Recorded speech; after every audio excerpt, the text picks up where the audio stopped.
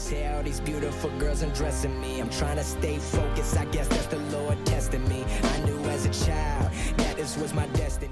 We're going to increasingly have a structural problem in our societies because we're complexifying everything so rapidly that you can't find employment unless you're intelligent. You guys are really going to face this, you know. Lawyers are disappearing like mad. And the reason for that is, you can look it up online. Increasingly, you can do things yourself if you're smart. And so, like, the working class people have been wiped out pretty nicely over the last 30 years by automation and various other things. It's the low end of the white-collar class that's coming up next. So there's still going to be plenty of positions for people who are creative and fast on their feet and super smart. In fact, those people are going to have all the money, and that's already happening to a great degree. You know, because if you're smart and you can use a computer, you're so smart it's just absolutely unbelievable, right? And if you can't use a computer, and lots of people, and I don't mean, you know, you can open Word. That isn't what I mean. I mean, maybe I mean you can program, and if you can't program, well, you're right at the next end. So if you haven't got that with you, you're going to be left behind. Like, the frontier is everywhere. The frontier is just the edge between what you know and what you don't know. You want to put yourself on that damn edge and make yourself into something. And you can retreat into comfort in the modern world, and I think that is a problem. You know, I mean, I've noticed that it's one of the pathologies of wealth, I would say, because one of the problems with being relatively wealthy if you're a parent is that you cannot provide your children with necessity. And that's a big problem because they need necessity to call them into being. And, you know, if you don't have a lot of material resources and your children ask you for something, you can say no because no is the answer. It's like, no, we can't do that. But if you can say yes, then it's really hard to say no because then you're just arbitrary. Well, I don't know. It's like Kierkegaard said, you know, there will come a time when we have so much security and comfort that what we'll want more than anything else is deprivation and challenge. And I think that's particularly what young men want. Specify the routine that you want transformed at the highest possible level of resolution, and you want to recommend the minimal necessary change that will satisfy you. So you can't say, if you loved me, you'd know how to greet me at the door. Ha, not helpful, because they're stupid. Right, and so are you. So you have to spell it out. It's like, what do you want? Exactly, what would make you satisfied? And then you have to have your person, like, grudgingly practice that a few times, and you have to let them do it very badly and also in a bad temper, and then you have to reward them for it, and then maybe 3 months later they'll do it properly. So you need to know that, because that's what people are like. It's very hard for them to learn new things, and they're very resistant to it, but they're very responsive to reward. So another thing, this is partly what B.F. Skinner figured out. So when he was training rats, and he wanted a rat to do something, one of the things he would do is maybe he was going to train the rat to climb a little ladder. And I mean, he could get rats to climb ladders and then climb across like the little monkey bars and then spin around 3 times and then, you know, whack a ball and then eat something. Like, he got incredibly complex behavior out of rats. And the way he did that was patience. So he put the ladder in the cage and the rat would just run around doing rat things, and then it would put its hand on the first rung, and Skinner would give it a pellet.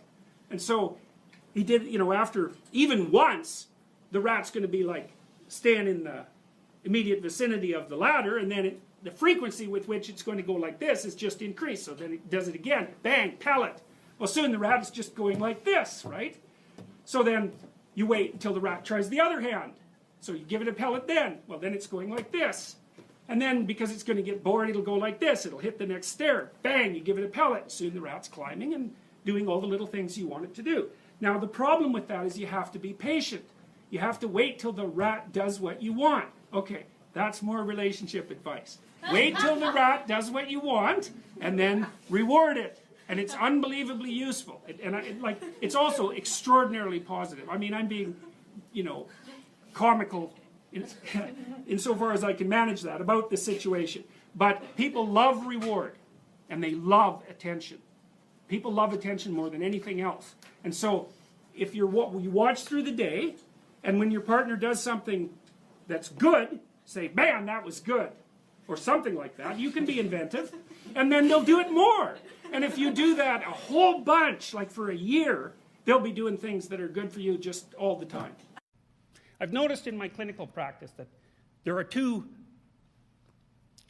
three characterological elements that really do people in.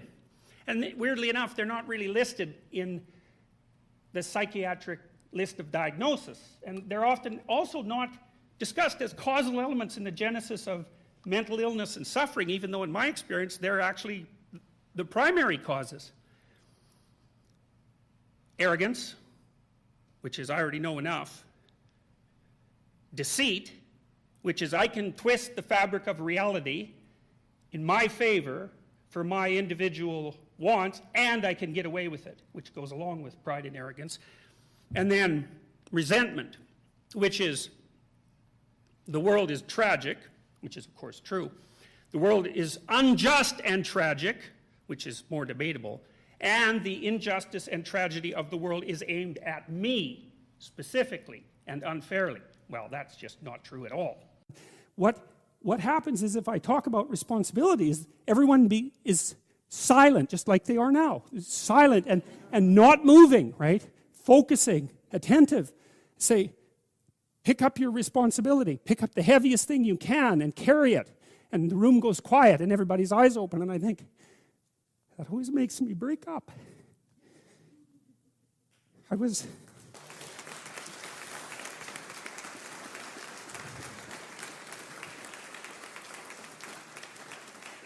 don't know why. I was speaking to an English journalist today. He was going to write an article in Spectator magazine, and I was talking about this. And at the same point in the discussion, I had the same emotional reaction. I don't really understand it. I think it's something. There's something about it that's so crucial because, you know, we've been fed this unending diet of rights and freedoms, and there's something about that, there's something about that that's so pathologically wrong, and people are starving for the antidote, and the antidote is truth and responsibility, right? And it isn't because that's what you should do in some I know better or someone knows better for you what you should do sense. It's that's the secret to a meaningful life, and without a meaningful life, then all you have is suffering and nihilism and despair and all of that and self-contempt, and that's not good. And so it's necessary for men to stand up and take responsibility, and they all know that and are starving for that message. And the message is more that that's also a good thing to stand up and take responsibility, because you're cursed so much now from when you're young with this notion that your active engagement with the world is part of what is destroying and undermining the planet and adding to the tyranny of the social systems. It's like, how about not so much of that, hey? Because it's too soul-deadening. It's anti-human right to the core. And my sense instead is that, you know, if you were able to reveal the best of yourself to you in the world, that you would be an overwhelming force for good. We don't need people to cause more trouble. We need people to solve problems.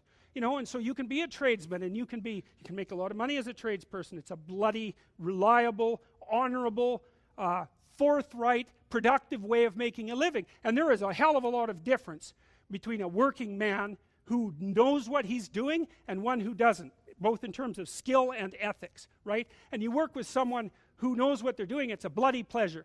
They tell you what they're going to do, they tell you how much it will cost, they go and do it, it works, and you pay them.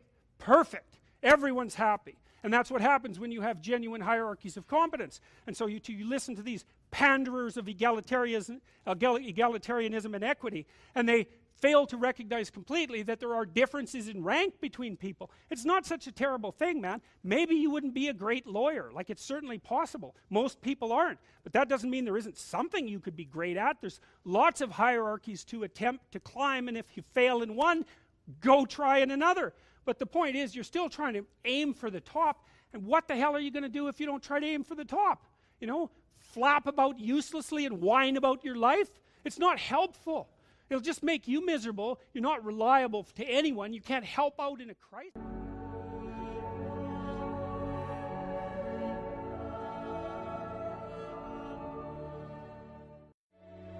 So you want to get your fear behind you, right? You want to get it behind you where it's pushing you forward instead of in front of you where it's stopping you.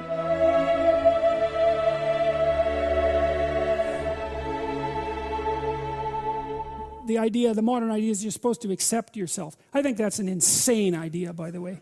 Really, I can't think of a more nihilistic idea than that you're already okay. It's like, no, you're not. And the reason you're not is because you could be way more than you are. And so what do you want to be? You want to be okay as you are? Or do you want to strive towards what's better? It's Bilbo in The Hobbit. You know, he's kind of this little underdeveloped, overprotected Shire dweller. And he's called on a great adventure to go and find the dragon. And he has to become a thief in order to manage it. Well, that's pretty weird. You know, it's like, well, it's because as a good citizen, he's just not enough to conquer a dragon. He has to also become a bad citizen in some sense. He has to incorporate the part of himself that's monstrous, let's say, and develop that and hone it. And that's to say that, well, if you're harmless, you're not virtuous. You're just harmless. You're like a rabbit. A rabbit isn't virtuous. It just can't do anything except get eaten. It's not virtuous. If you're a monster and you don't act monstrously, then you're virtuous. It does matter how you meet someone, and it does matter how you treat them when you first meet them. And it's amazing. I've learned to do this, at least in part, partly because I'm a clinical psychologist. I've learned how to talk to people very rapidly. And I have the most amazing adventures with people in cabs and when I travel, because I'll talk to them directly right away, and they'll tell me the wildest stories and show me the craziest things because I'm actually interested in what they have to say. And I'm not afraid. Well, I'm somewhat afraid, but I'm not sufficiently afraid to have that stop me. And I'm acting on the presupposition that the person has something of great interest to reveal. And that's a very useful thing to know too, because one of the things that's really cool about people, and you really learn this as a clinical psychologist, is that if you can get people talking, they're so damn interesting you can hardly stand it. You know, because they have these idiosyncratic experiences that are only theirs, right? They're only theirs personally. No one else could tell the story, and that's the kind of stories that you want to hear. And when they tell you those stories, you learn something you didn't know. And so what that means is that you can treat the landscape of strangers as an endless vista of places to learn things you didn't know. If you ask a disagreeable person what he wants, say, or she wants, they'll tell you right away. They know. It's like, this is what I want, and this is how I'm going to get it. But agreeable people, especially if they're really agreeable, are so agreeable that they often don't even know what they want, because they're so accustomed to living for other people and to finding out what other people want and to trying to make them comfortable and so forth, that it's harder for them to find a sense of their own desires as they move through life. And that's not, look, there's situations where that's advantageous, but it's certainly not advantageous if you're going to try to forge yourself a career. That just doesn't work at all. But one of the main reasons that people don't get what they want is because they don't actually figure out what it is. But maybe you could get what would really be good for you. Well, why don't you? Well, because you don't try. Imagine that you were taking care of yourself like you were someone you actually cared for. And then you thought, okay, I'm caring for this person. I would like things to go as well for them as possible. What would their life have to be like in order for that to be the case? But you have to figure out what it is. And then you have to aim at it. Well, my experience with people has been is if they figure out what it is that would be good for them, and then they aim at it, then they get it. You know, if you watch movies, there's always this beta male guy, if they're romantic movies, and he's a nice guy, and he's the friend, and you know, the woman tells him everything, but she doesn't like him a bit. She likes the guy who's like got an edge, and who's capable of, I would say, mayhem, but at least of aggression. Now, that doesn't mean she wants him to be aggressive, but what it does mean is that she wants him to be able to be aggressive. That would be good. And so he's the romantic target, and so he's the person that's incorporated the shadow, and he's someone that is respectable and perhaps useful. The idea is that if you're the sort of person who can stand up against the unknown and the frightening, then you're also likely, if you develop into that sort of person, then you're also likely to develop into the sort of person that other people will find attractive. And one of the things I tell agreeable people, especially if they're conscientious, is say what you think. Tell the truth about what you think. There's going to be things you think that you think are nasty and harsh. And they probably are nasty and harsh. But they're also probably true. And you need to bring those up to the forefront and deliver the message. And it's not straightforward at all, because agreeable people do not like conflict. Not at all. They smooth the water. It takes a lot of conflict to solve problems in the short term.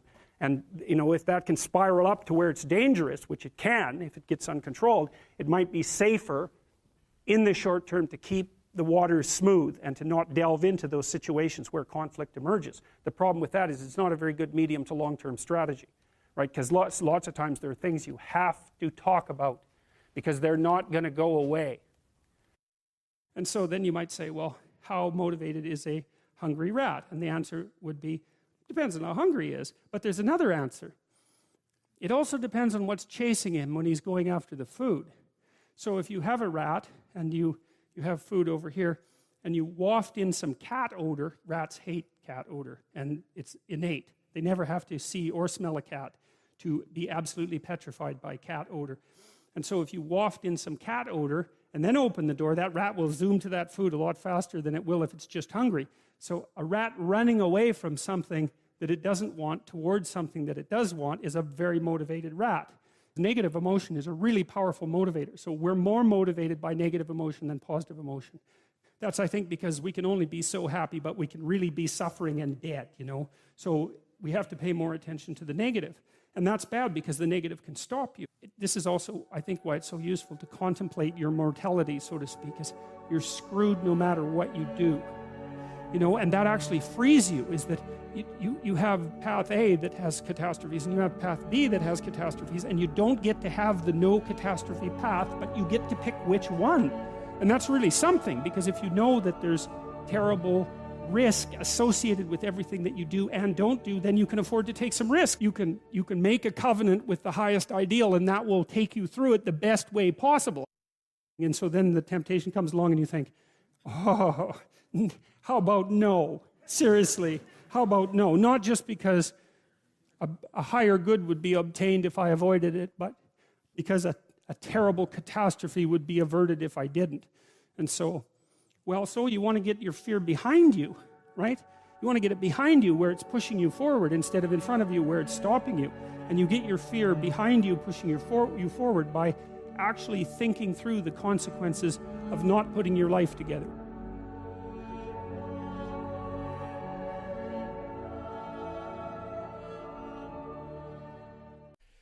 All right, let's build ourselves up from the ground up.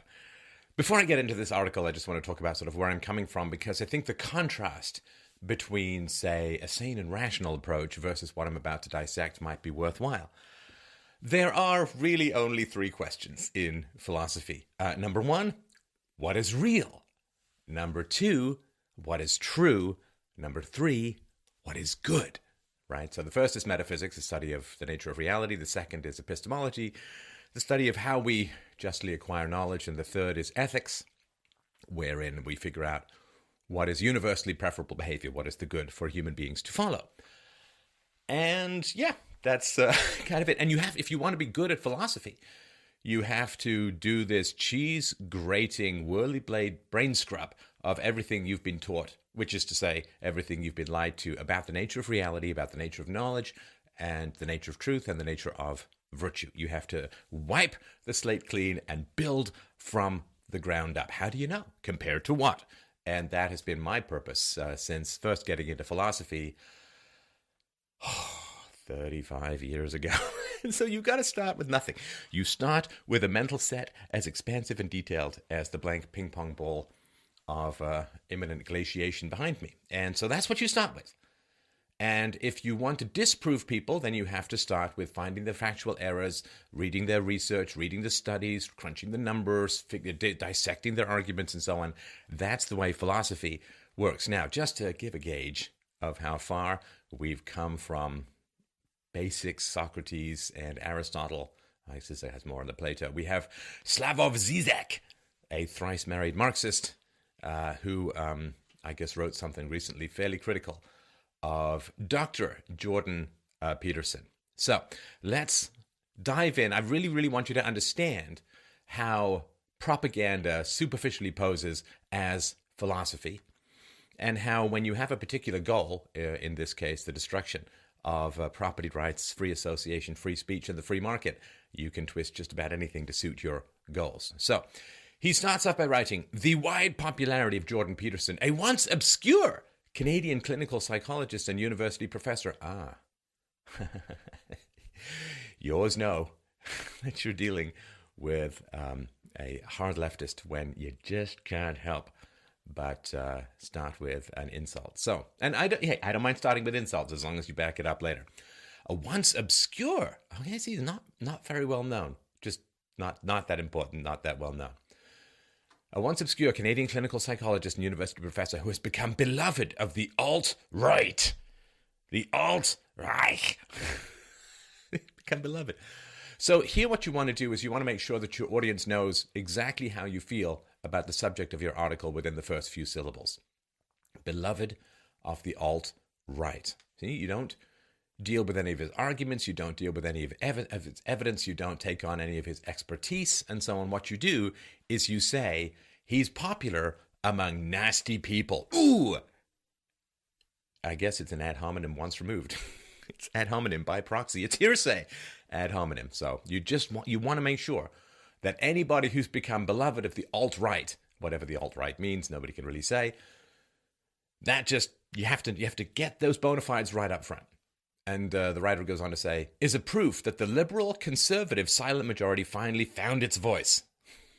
So, I should laugh. So here we have a philosopher, a intellectual, who's using the word proof without seeming to understand what the word proof means in any way, shape, or form.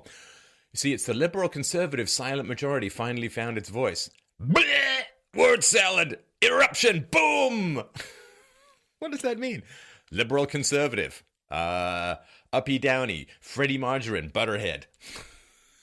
Anyway, so generally what you do is you make sure that people on your side don't like who you're writing about, and then as sure as Kathy Newman says, so what you're saying is, as sure as the sun, the bloody red sun of communism rises the next morning in an irrational landscape, what you do next, you see, is you take some outrageous statements with no context, no argument, no evidence, no subtlety, no explanation, no detail, no nothing. You take outrageous statements with no context, and that makes someone sound crazy. You get that, right? So, lockstep, it's like watching a Chinese marching band and saying, I think I know where they're stepping next. This is the next step. So the writer goes on to say, Peterson, who has said that the idea of white privilege is a, quote, Marxist lie. Well, since Marxism pivoted from, well, of course, Marxism tried to destroy the West through class antagonism, but that didn't work out well as people's standards of living rose. Then they tried to do it through gender antagonism, which is kind of working well in lowering birth rates and causing divorces and massive amounts of social dislocation. But they're also, of course, pivoting to race as their way of divide and conquer.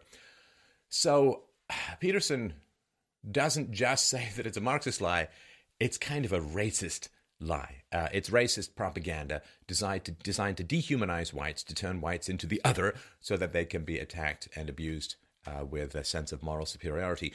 White is the new kulak. White is the new counter-revolutionary. White is the new capitalist class. White is the new bourgeois. Like whatever you can label people in order to make other people hate them and think that they're better off because they stole it and exploited from everyone else. Well, that's what you'll do as a Marxist. So the writer says, Peterson, who has said that the idea of white privilege is a, quote, Marxist lie, and theorized that, quote, radical feminists, end quote, don't speak out about human rights abuses in Saudi Arabia because of, quote, their unconscious wish for brutal male domination, end quote.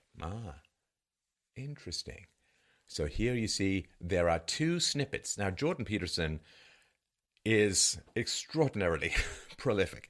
I mean, the guy who wrote this article. It's written like 75 books, but Jordan Peterson, I don't know how the man sleeps or when the man sleeps or even if he sleeps. The man, he's a professor. He's got private practice as a clinical psychologist. He writes books. He does tours. He does speeches. I mean, the man is well, he's a workhorse, and that's pretty impressive. So there's a lot of output. I mean, trying to sort of contain and encapsulate and understand Jordan Peterson's output, well, I guess it's like looking at the 24 volumes of Freud letters and going, man, that guy liked to smoke cigars, defend pederasts, lose his jaw, and write a lot of letters.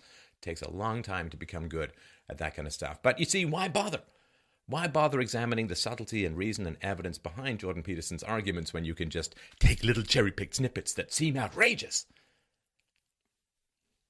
and then just spew them out and then just have people go, whoa, electric third wave of intellectual shock. Oh, back away, baby. And so he says that, this Marxist lie of white privilege and the radical or extreme feminists, what was the phrase? Radical feminists don't speak out about human rights because of their unconscious wish for brutal male domination is fast becoming a mainstream commentator. Well, that's interesting. Now, the relationship between, say, women and rape or sexual assault is a little bit more complicated than some people talk about. If you're going to say that women are just always appalled by any form of male domination and just think it's the worst thing ever conceivably in the history of the universe, you have a little problem. You have a wee little problem. Kind of sounds like a Paul Simon song, but it's not. And the little problem you have is 50 Shades of Grey. Sorry, that's a little bit of a stumbling block onto your women are always appalled and horrified by any form of male domination. Because 50 Shades of Grey, I think, is about the best-selling book in the history of the world, and it is radical porn for women. So this is a guy, 50 Shades of Grey, apparently it's fine to beat women if you have abs and a helicopter, because that is the reality. They love this crazy stuff. And back in the day, Lady Chatterley's lover, that's pretty tame. Back in the day, you got Heathcliff from Wuthering Heights, a bit of a brute, pretty tame. Now you've got a guy who beats, whips, and hurts and tortures a woman, and she loves it because he's wealthy. So you can buy yourself a submissive, apparently, these days. But don't worry, she'll reform him with her feminine ways, because that always works out so well. I can make the asshole a nice guy, said every woman about to descend into a disaster of dragging down her friend-zoned emotional tampons with her. So, 50 Shades of Grey, kind of important if you're going to say that women have a very uncomplicated hate-hate relationship with any form of aggression and sexual domination by a man. You got a bit of a problem. I just wanted to sort of point out as well, when it comes to this white privilege, male privilege stuff, it's just kind of important. If you want to look at the stats of the Titanic went down, and 72% of women survived on the Titanic, 50% of children survived, and what percentage of men survived with all their massive white privilege, and mostly white men, right? What percentage of men survived on the Titanic? Boy, it's got to be way higher than women, because women were subjugated. The men just elbowed them aside and jumped into the life rafts because all this male privilege. No. In fact, 72% of women survived in the Titanic. 50% of children survived. And of the men, 16% survived. Yeah, that does not seem like a lot of privilege to me. Women and children first. Women were oppressed throughout human history. Women and children first. Now, in some cultures, yes. But in Western cultures, where the enthusiastic participation of the woman is required to raise the children well, because white children develop relatively slowly, and not as slow as East Asian children, but you need the participation of women, which means that if you just brutalize, rape, and confine and control them and drop them in beekeeper outfits, they're not going to be that enthusiastic, and your children aren't going to do very well. So female privilege is there in Western civilization, always has been. Just look at things like chivalry, things like there's no draft. See, if men and women are just the same, if men and women are just the same, then women should be drafted. Yet they're not. And see, that was the deal, right? Men got the vote because men were subject to the draft. Then women got the vote but weren't subject to the draft. That's working out beautifully.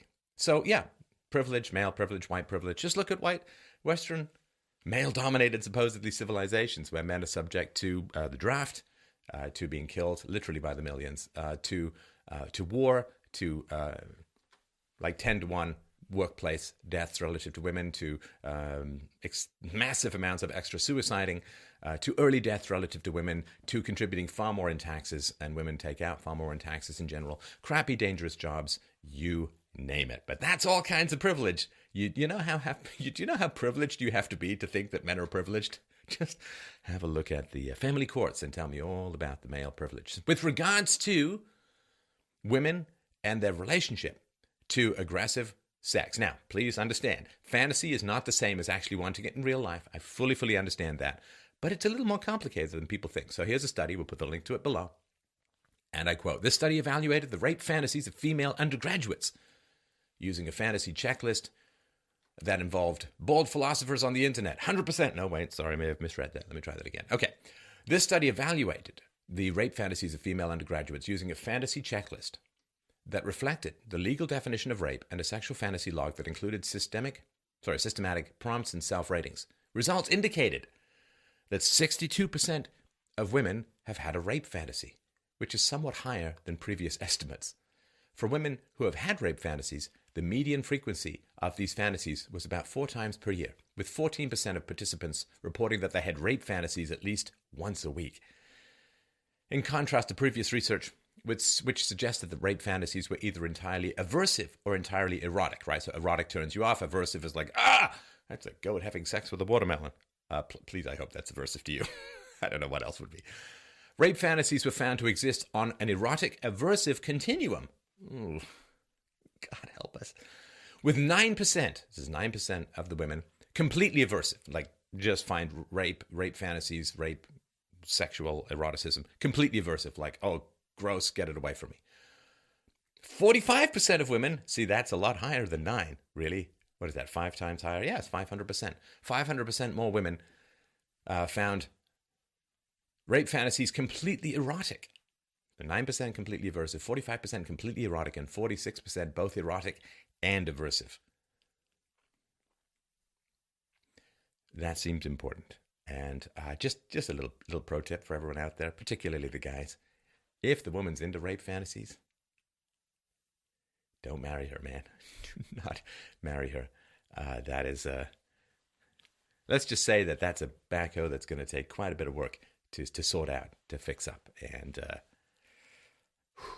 that's a lot higher than I was expecting. Holy crap. All right. The writer goes on to say, his advantages over the previous anti-LGBT plus star Milo Yiannopoulos are obvious. Yiannopoulos was witty, fast-talking, full of jokes and sarcasms, and openly gay. He resembled in many features the culture he was attacking. Quick question. How far have we gotten down this article with not one fact, not one argument, not one rebuttal? And this, my friends, is what they call philosophy these days. The writer goes on, Peterson is his opposite. He combines a, quote, common sense, end quote, approach. Okay, sorry for the profanity. Actually, no, I'll be nice. I bled it all out in the King Jong-un's sister lick the bloody toes of oligarchical power love fest from the media. Okay, like just in general, screw your quote marks. A quote mark is not an argument. Oh, he's right. He's correct. Because you can't, right? You can look at this if you want to follow along with the article. Follow the bouncing red ball of hell. He combines a, quote, common sense, end quote, approach. See, putting the words common sense in quotes is not an argument. It's really not. Not even close. But it's okay. He won't overuse his quotation marks. Why? Because he has brackets. No, not those ones. He has brackets. Peterson, the writer says, is his opposite to Milo. He combines a, quote, common sense approach and, open quote, the appearance of, close quote, cold scientific argumentation. Oh, wouldn't that be great if I could just find arguments that I emotionally disagreed with and just put my sarcasm in brackets. And then I just, see, it's, quote, common sense, and bracket, the appearance of, end bracket, cold scientific argumentation. What is that? What is it? I can't tell you the facts, but I can tell you their temperature, because I'm a thinker. Cold scientific argumentation. Is that what they're calling facts these days? The writer goes on, with a bitter rage at a threat to the liberal basics of our societies. His stance is, enough is enough. I cannot stand it anymore. And this is where Kathy Newman comes in. His stance is not what he said, not what he wrote, not his argument, not his facts, not his data, not his evidence. not his reasons. His stance is, enough is enough, I can't take it anymore. So what you're saying is, enough is enough, you can't stand it anymore. And bitter rage feels, it's amazing to me how girly communists sometimes are. Well, low T, I suppose. But yeah, this bitter rage. First of all, I mean, this level of hostility and contempt and sarcasm and so on kind of strikes me like projection, just a little bit. Because, bitter rage, well, Scalise got shot, Rand Paul got attacked. You've got Obama commissioning a painter to paint him, and the painter in the past has painted a lot of pictures of black women holding up the severed heads of white women and saying that it's about kill whitey.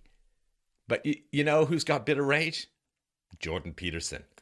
Leftists attacking conservatives left, right, and center. You got Donald Trump Jr.'s wife, Vanessa, getting a packet of mysterious, powdery, white substance. Terrified. Mother of 5. But you see, you know who has bitter rage? The Canadian psychologist. Yeah, bitter rage in Canada. You know the old joke? Hey, how do you get 500 Canadians out of a swimming pool? You say, hey, would you mind getting out of the swimming pool?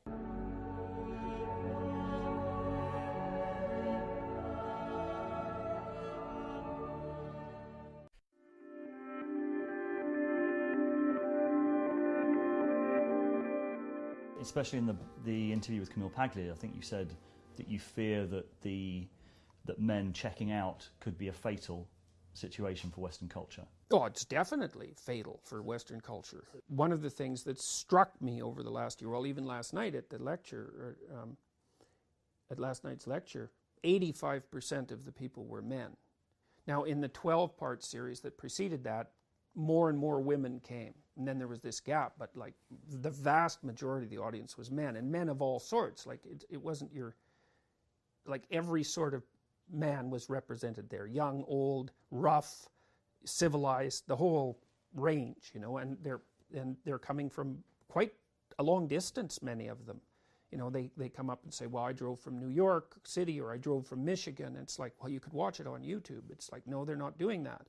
And that's very promising to me because, well, this logos, the West will die without the rebirth of the logos because the West is that. So with that gone, it's gone. And we've seen what's arisen to replace it. Well, there's fascism, there's communism, and then there's the New Age mess, because it's a mess.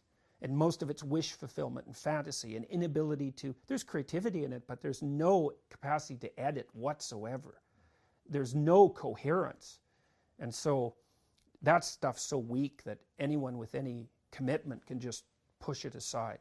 And there's no justification for the Marxism or for the fascism. It's like we already had that experiment. Could you describe what you mean by the rebirth of the logos then, in that context? Well, it's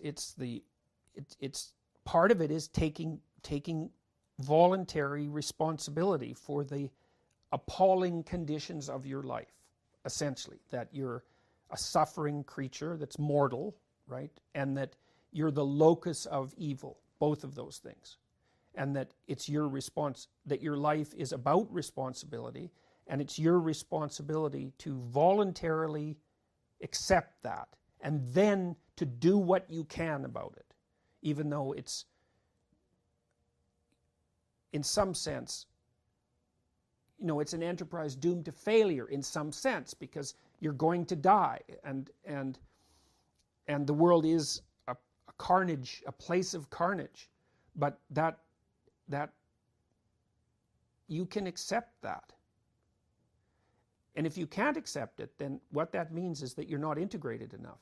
Because if you're integrated enough, then you can accept it. It's like the test of the integration.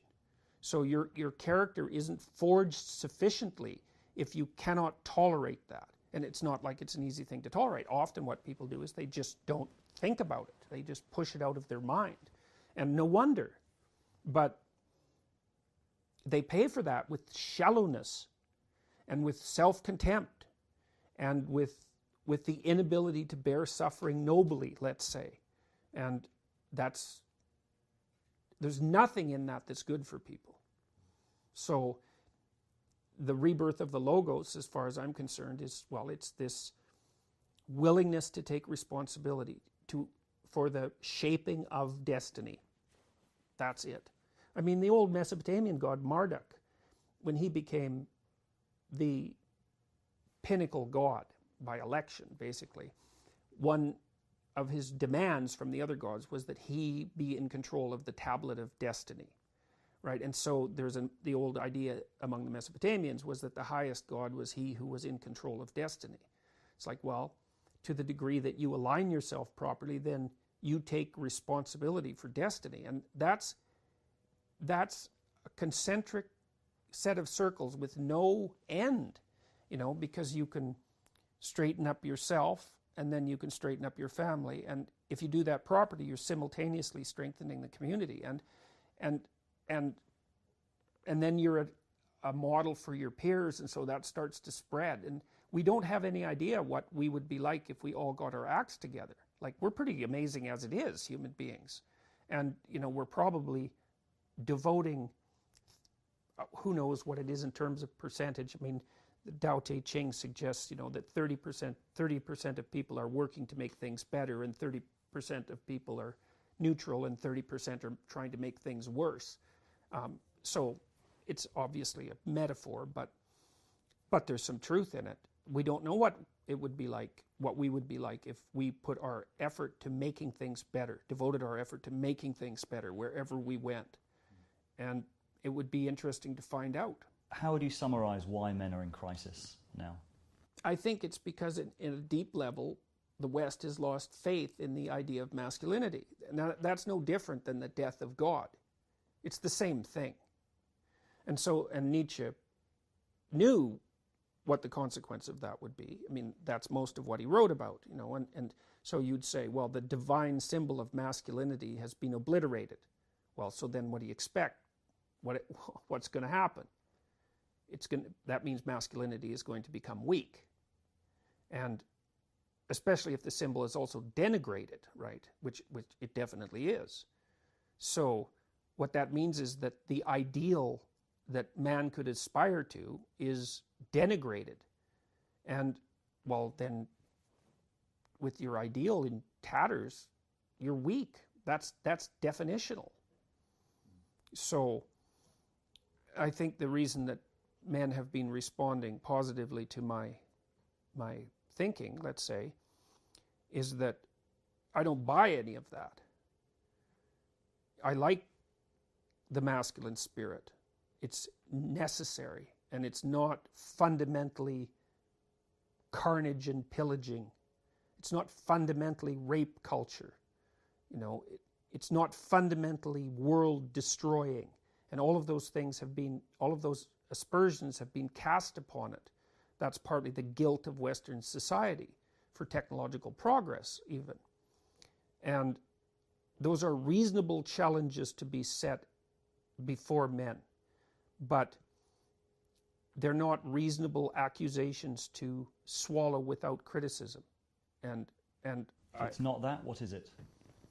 What is a masculinity we can aspire to? Or should aspire? Well, it's responsibility fundamentally, and it's to put it symbolically is that your responsibility is to incarnate the spirit of the Logos. That's your responsibility. That's your role in life. And that is independent to some degree in whether or not you accept the idea of a transcendent and eternal reality. Now, I'm not making a case for that or against that. Those things are beyond human understanding. But we know what happens if people act poorly, if men act badly. We know what happens. We know that the world turns into something that's so close to hell that the difference is trivial. We know that. That's the story of the 20th century. So we should learn that lesson. And what that lesson is pick up the world on your shoulders and walk forward. Pick up the world with all of its trouble, with all of its suffering, with all of its evil, and move forward with it. And in bearing that burden, learn that you're the sort of creature that can bear that burden and therefore deserving of respect. That's identification with the logos, and I've never encountered an idea that's better than that, because it's so not naive. It's the opposite of naive. It's like there's terrible evil and there's terrible suffering. It's bottomless. But the human spirit is capable of voluntarily taking that on as a challenge. Well, it's worth a try. And that's where we get meaning. Yes, exactly. That's the positive meaning. That's the positive meaning. That's the world-affirming meaning, and that's self-esteem, let's say, which is very poorly characterized. It's very shallowly characterized, because it usually doesn't involve any sense of responsibility. But, it's obvious. It's obvious in some ways. If you look at the people that other people spontaneously respect, unless they've become unbelievably cynical, it's the people who adopt responsibility and deal with it competently. So it's not a mystery that would be what you could aspire to. Now, it gets undermined if you feel that force of responsibility is the raping and pillaging patriarchal culture that's despoiling the natural environment and that's equivalent to a cancer. Well, no. I don't buy that. And I assume that you're skeptical of the idea of the description of gender as a spectrum, but... No, I'm suspicious of the motives for putting that idea forward. And I also think it's an imprecise definition. It's not a spectrum, because a spectrum is equally represented at each point in the distribution. So that's wrong. And it's wrong in the way that you would expect it to be wrong given its ideological basis. Now, there's male and female and masculine and feminine are not exactly the same thing. And that's a reasonable claim. And you could also make a case that too much masculinity without an admixture of femininity is a form of excess, and that too much femininity without an admixture of masculinity is an excess, or is a failure. It's an extreme.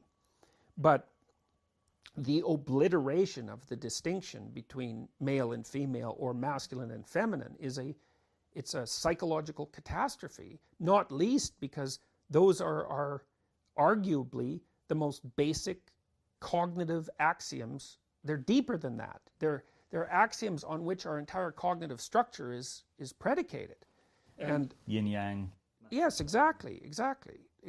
Well, and I think that's a consequence of our biological heritage, like the reality of sex. Sex is very, very, very old.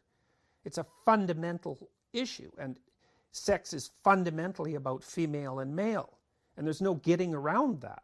Now, as I said, you can distinguish masculine and feminine from that, and you can speak about the psychological components of sex as well as the physiological components, but the real radicals deny the physiological components. It's like,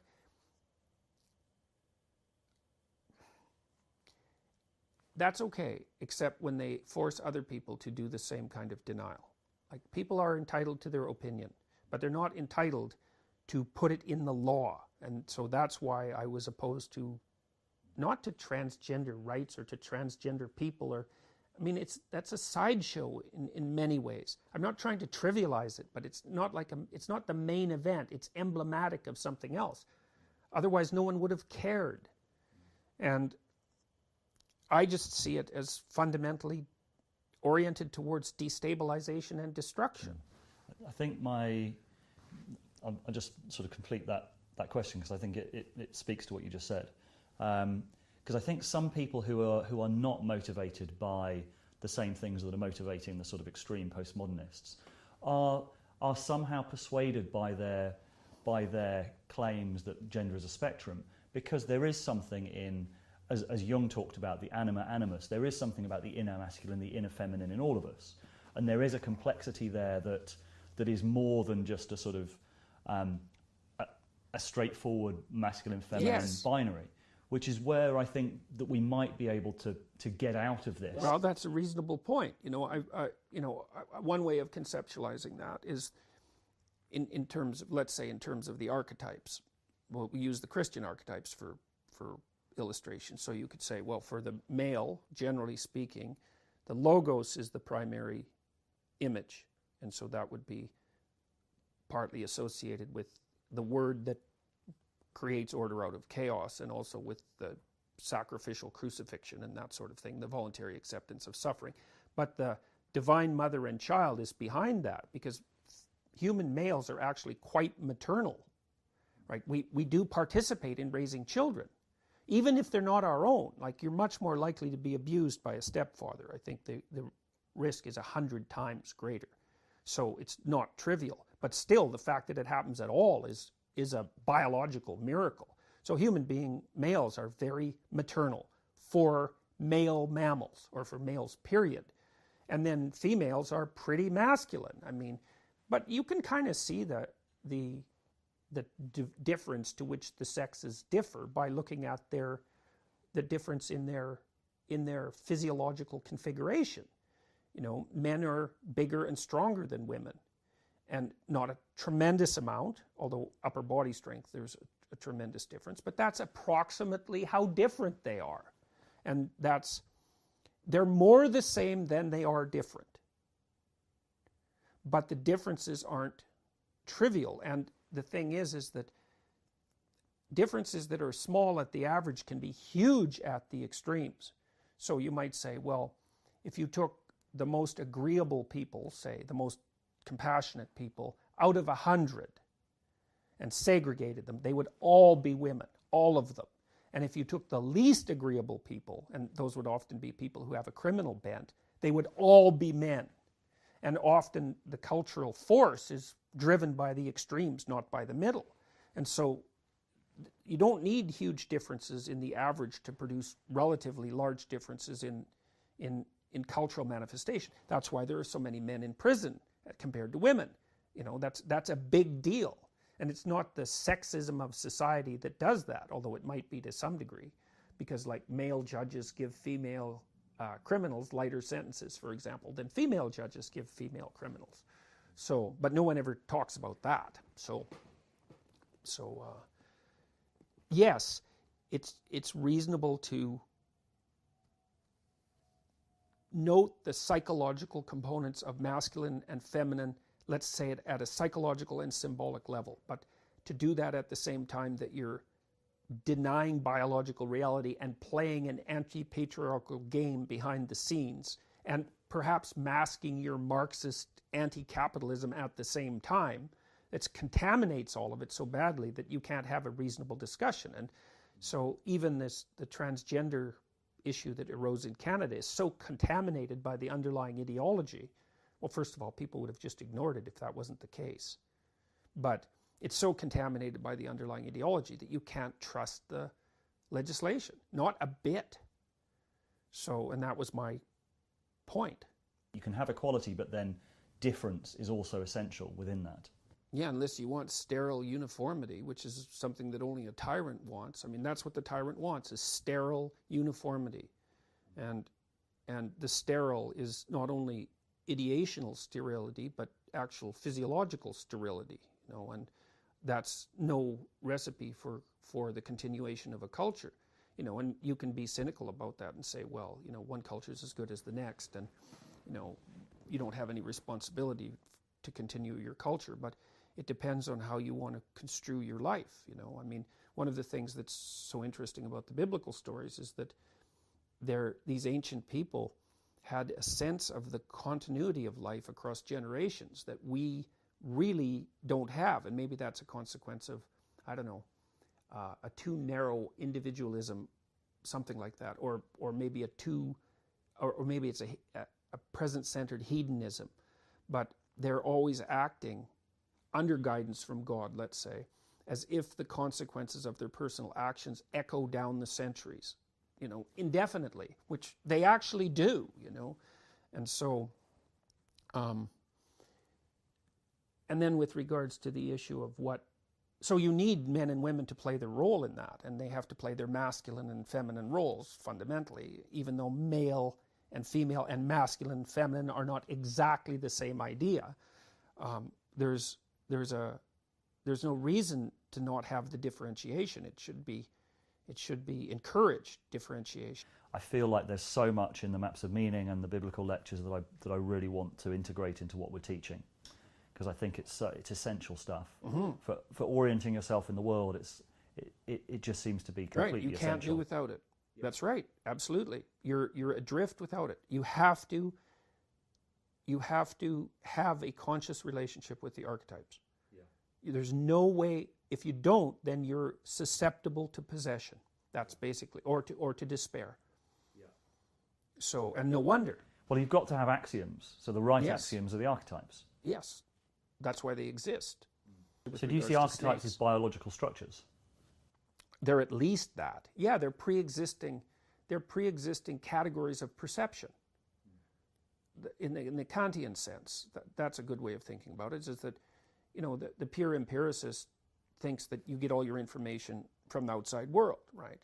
But that's not true, because you bring an a priori interpretive framework to the world. Yeah. And that's instantiated biologically, but then it's also enculturated. So separating the archetype from the underlying biological reality isn't easy. So you have this snake, you have the propensity to perceive reptilian predators. The manner in which those things are represented in the culture fill those holes, essentially. And so that can in the take same a way as the variety of language different instinct forms. fills Yeah, in. that's right, exactly. It's the same thing. It's the same thing. Like the archetypes are manifestations of the universal grammar of emotion and motivation. That's a good way of thinking about it. Now, they may be more than that, but because, life has been moving forward for 3.5 billion years, and it moves forward in these patterned manners, like the dominance hierarchy, for example. So let's call that the masculine archetype. It's part of the masculine archetype. In fact, Jung's proclamation was that the female representation of the male, so that's the animus, is the dominance hierarchy. It's the patriarchy. So that's the unconscious archetype, which I think is extremely interesting given what's happened, say, in the women's movement, because that's what's projected onto men. And it can be projected in a very negative way. It doesn't have to be, but it can be.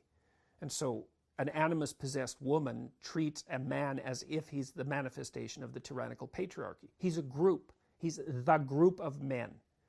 Yeah, the group of bad men, actually. You spoke really well about incarnating the Logos, and I found often sharing, for example, sharing in men's groups, speaking my truth, speaking honestly, being vulnerable, being open, being available has been really important. I don't hear you talking so much about the value of, say, vulnerability or the value of emotional honesty.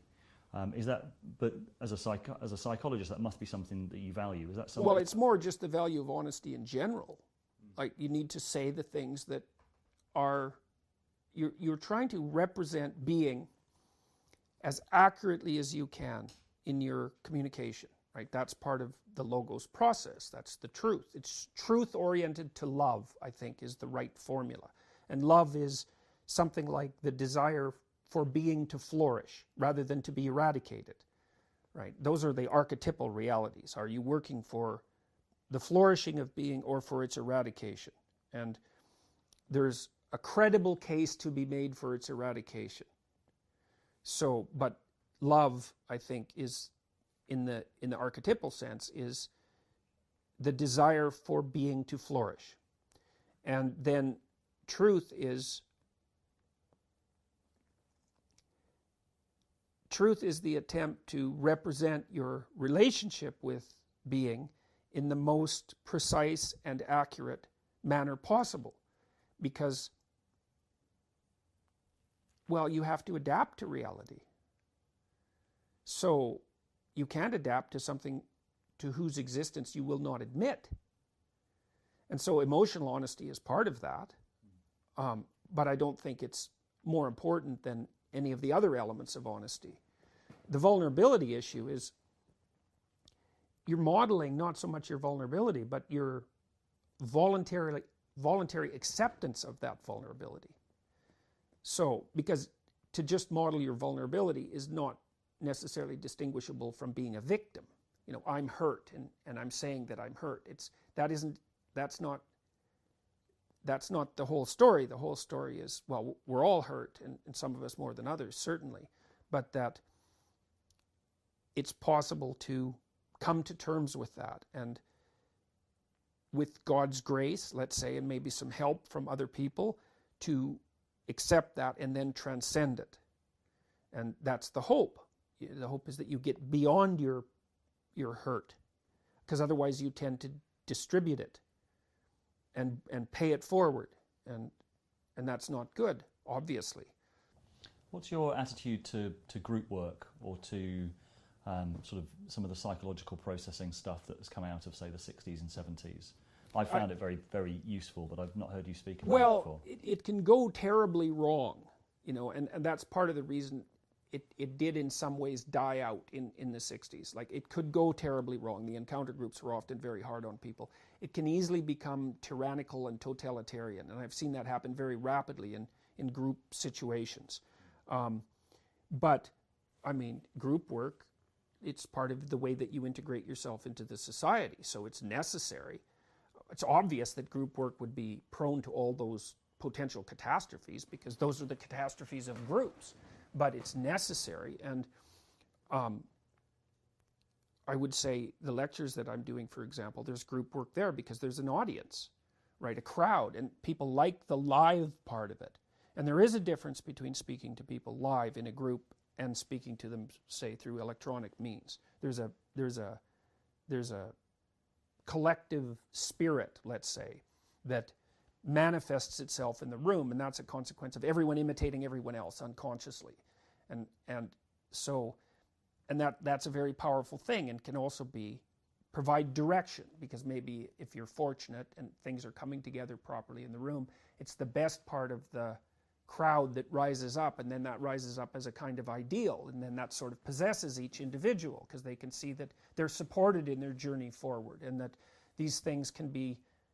And they can look around and think, well, these other people are taking this seriously and paying attention, and so there's something to take seriously here and to pay attention to, and so that's all good. But you have to be very aware of the pitfalls, and so you have to beat yourself with a stick so that you retain the proper humility. And the humility idea is a very complicated one, and I think what that is, in essence, is that you have to remember all the time that what you don't know is more important than what you know. You have to remember that as if your life depends on it, because it does. I mean, even technically, because there's so much you don't know. You don't know enough. Like, you're prone to catastrophe, so you don't know enough by definition. And if you know that and understand that, then that can reduce the temptation to act in a manner that would be totalitarian or tyrannical, and that can facilitate the group work. You know, so it's risky, but everything's risky.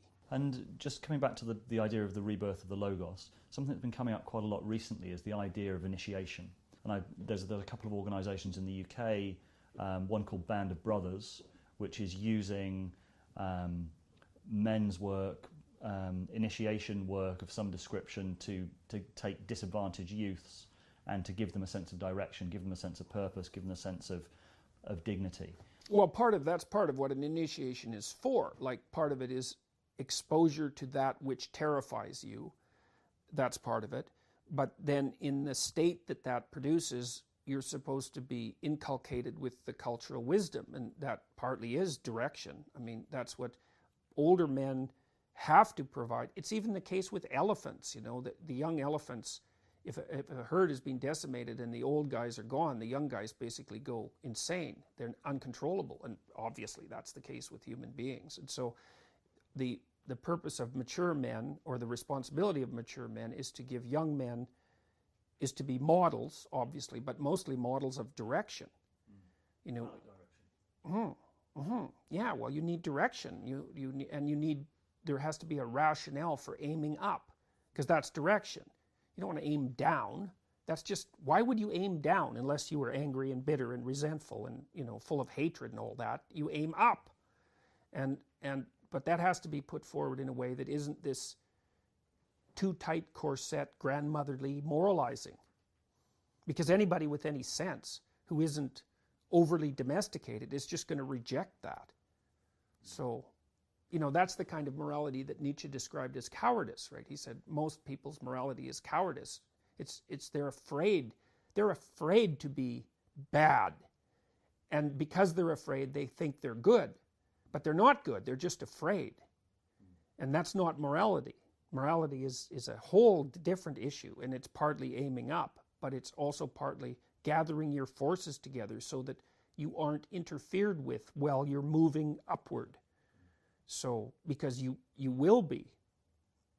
People test it. Do you think the central problem of Western society is that we're intent on sloughing off responsibility at every level? Any society where people are shying away from responsibility is a society that's self-crippling, because the responsibility is to do the work that's necessary to revitalize the culture, to rescue its fundamental axioms from the darkness, to revitalize it and to have it expand and grow. And if that isn't happening, then anything that isn't growing dies. You know, that's sort of a fundamental truth of life. And so I don't know if it's precisely the central problem of the West, because it's not like there aren't people who aren't taking responsibility in the rest of the world. But it's enough of a problem in the West that it threatens us. And I think that's particularly felt by young men. I think the reason for that in part is that there's the direction for young women in some sense is more obvious, both culturally and biologically, because young women are encouraged, if they're attempting to manifest the logos, let's say, they're definitely encouraged in that. There's no doubt about it. And then as a backup, they have the Divine Mother and Child. And so they're kind of set. With men, it's more, this is perhaps why men have always undergone a ritual initiation, because they need to be directed more in a more articulate manner, in a more conscious manner. They have to be inculcated with the culture in order to decide that adopting responsibility is the appropriate thing to do. And they need a rationale for that, because why the hell would you adopt responsibility without a rationale? It's like the default position is aimless, impulsive, pleasure-seeking, and inertia. Because all you have to do to have that is do nothing, and that's easy. So then the immediate question is, well, why not just do that? And one of the answers is because you and the world will go to hell, and very rapidly. And that's a pretty good answer, and it's actually true. Now, you know, what that means in any eternal sense is not an easy thing to say, but the proximal sense is true enough. So even inaction is not morally acceptable in the face of the unkempt, unfinished state of being. I guess that's a reasonable way of thinking about it.